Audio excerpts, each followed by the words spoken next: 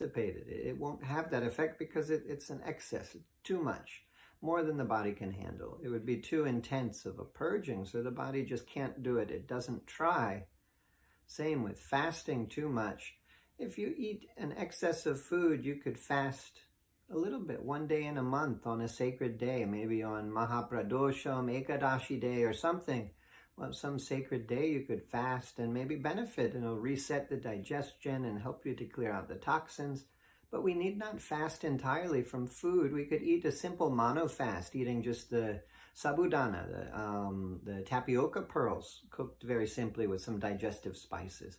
Very light, very nourishing, but it will help to clear the toxins from the system.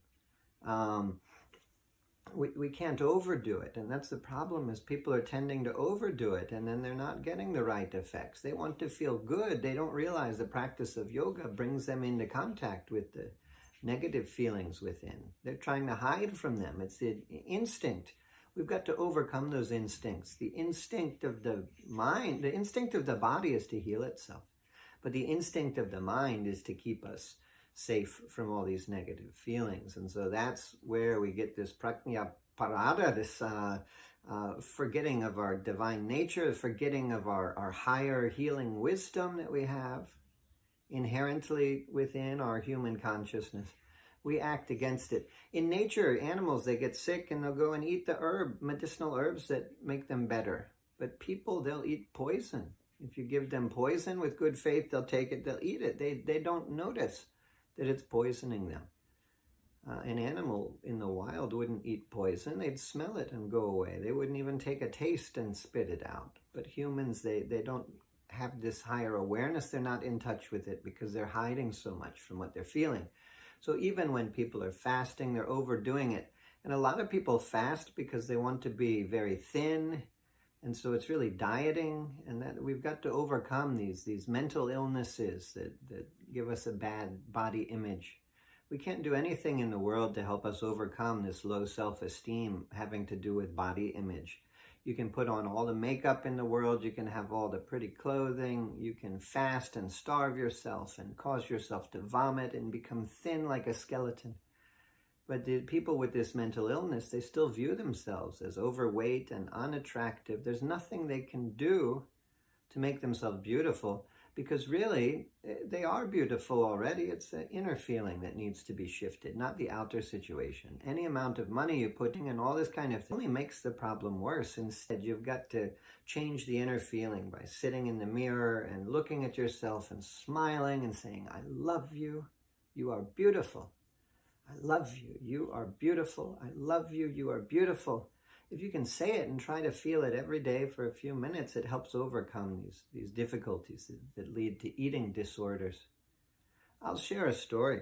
There was one student, the whole family I was working with and teaching some, and one son was very spiritual, and he decided he wanted to fast entirely from food and water. And he told his mother this, and his mother had heard of yogis in India. This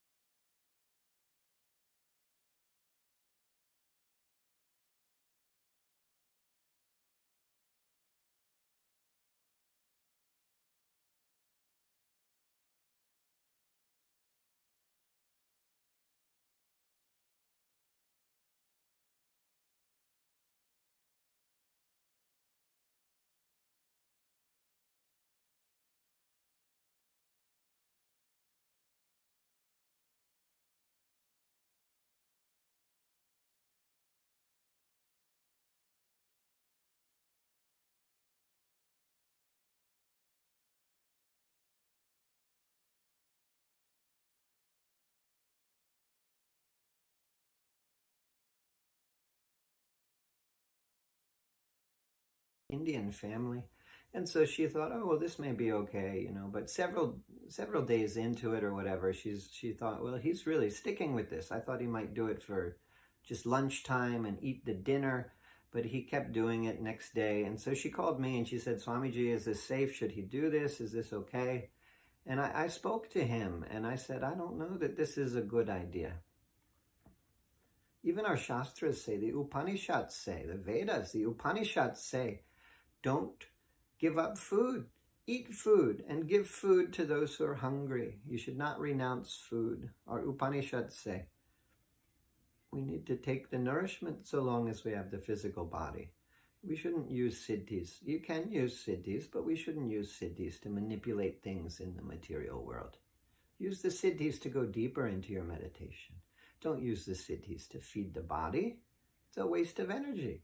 You're becoming to less realization because you're dissipating that spiritual energy that you've built up in your sadhana, trying to do these stupid mystical things to manipulate matter. Sure, you can move a piece of matter with your mind. It's very easy. Very, very easy. A person could learn to do, any person with ample practice could learn to do that in a year's time. But it would take many years, 12 years, 20 years to realize the self within.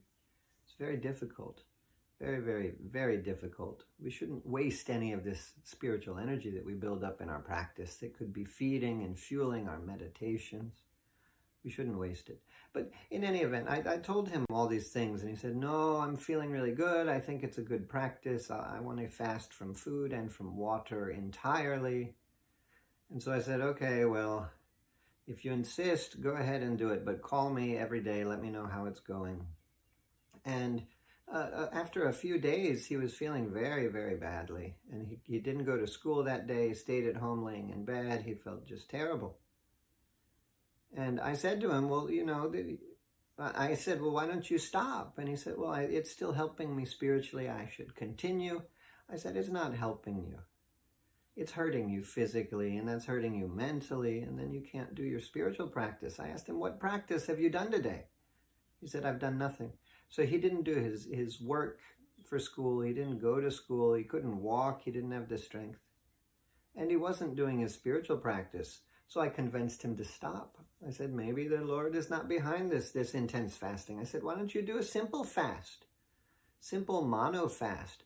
This will nourish your body, give you what you need, and it will clear out all the toxins from the physical system, and it will be a spiritual discipline. I said, why don't you just eat only khichdi and water? Just take plain water and khichdi. And his mother, you know,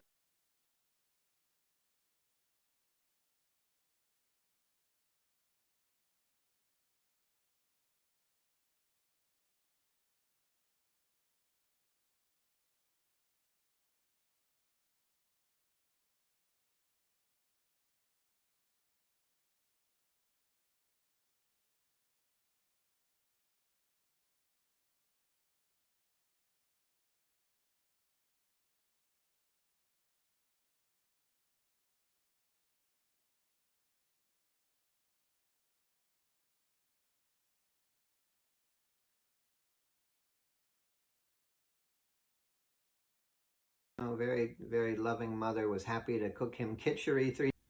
The negative thoughts are coming up. The toxins are coming out of the physical body. It's too intense. I can't take it. So with the moderate diet, he was having great, great spiritual effects, and he couldn't tolerate it. He didn't want it. But with the excess, he was only hurting himself and having no spiritual benefits at all.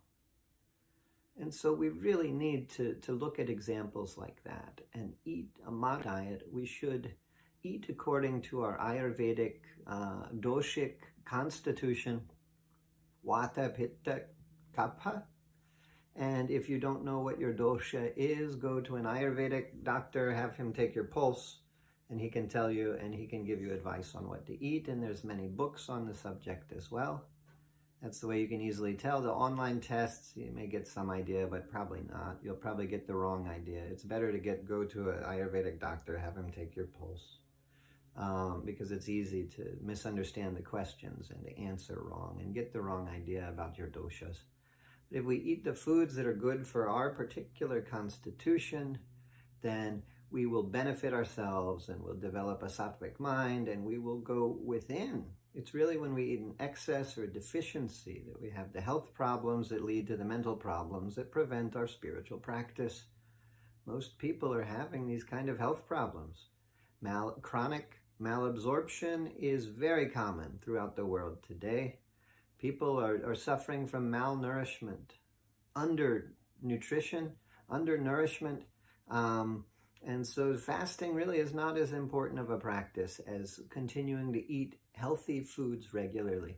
We need to cook fresh foods. We need to eat local organic foods if we can get them, if we can afford them. Throughout the year, we should try to find those foods which are in season, that are grown locally, organically, and we should favor those when possible, but always get the fresh ingredients. Avoid chemicals, avoid preservatives, avoid all these additives and coloring agents and things. We should eat fresh, natural foods, and the foods that are best to support the yoga practice typically are those which are very sattvic in nature, those that lead to a balanced mental state. And so this is foods like fresh fruits, or it could be cooked, and milk and fresh dairy like this, and grains like rice and wheat, and nuts are very sattvic. And so these are some of the best foods for supporting the yoga practice. But we need a balanced diet with some amount of protein foods like dals and nuts and things, and we need some vegetables. And of course, the meat is not sattvic at all. The meat is very tamasic. And that's the main reason in yoga we don't eat it.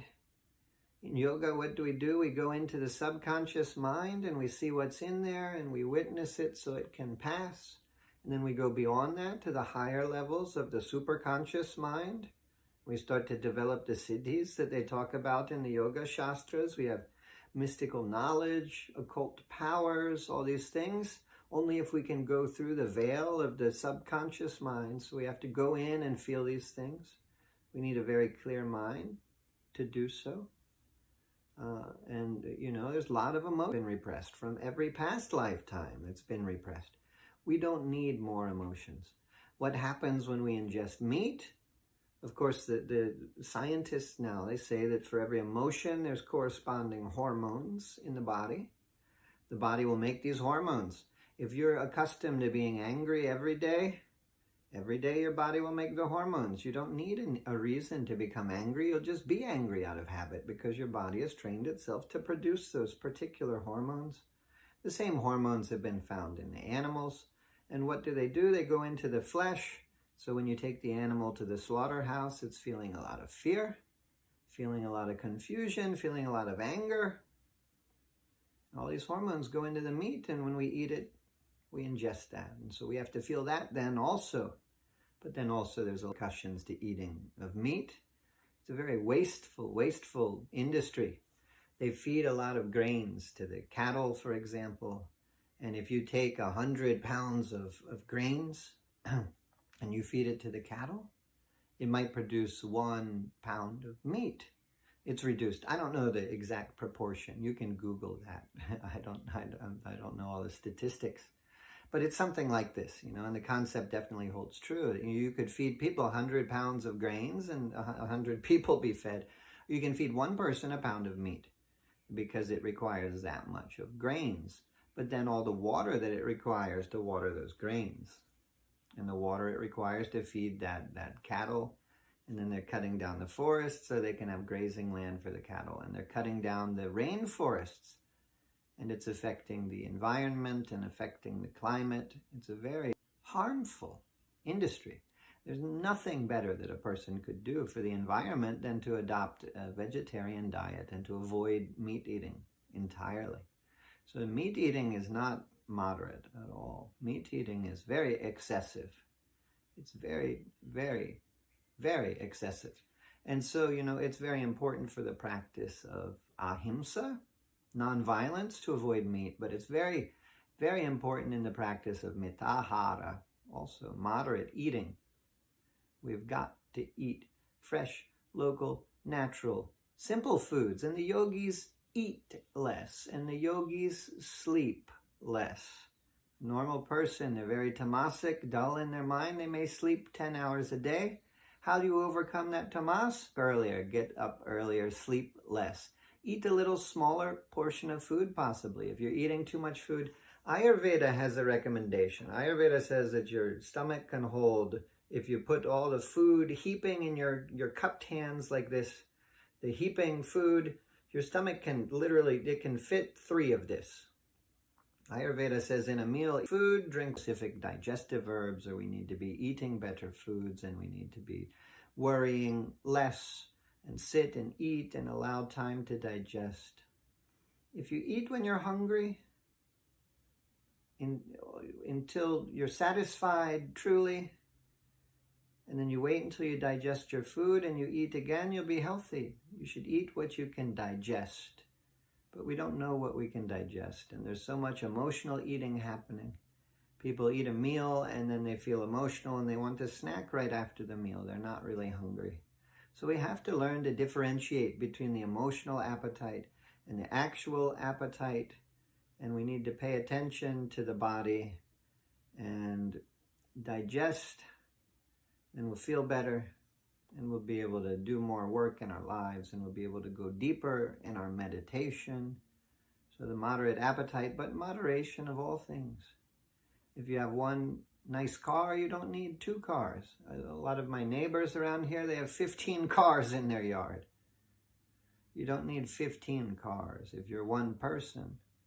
Maybe 2 cars, maybe you have a pickup truck for moving things around the farm, and maybe that pickup truck is big and uses a lot of gas, and so it makes more sense when you have to drive a distance to the city to have a small sedan. It's gas efficient. There could be a reason to have a couple of vehicles. Maybe you need a tractor also to plow the land, but we don't need 15 cars. We don't need 30 pairs of shoes. We don't need 50 outfits to wear. We don't need all these things. We don't need all these things. If we have a house, we don't need a vacation house and all. One house is usually fine for a person. And don't get me wrong, there can be a time that it's useful to have some of these things, and there can be a time it could not be considered excess. But really, for the practice of yoga, we've got to be in our practice of moderation. We don't want to have any excess luxuries in the world. So, have one blanket, wool blanket, and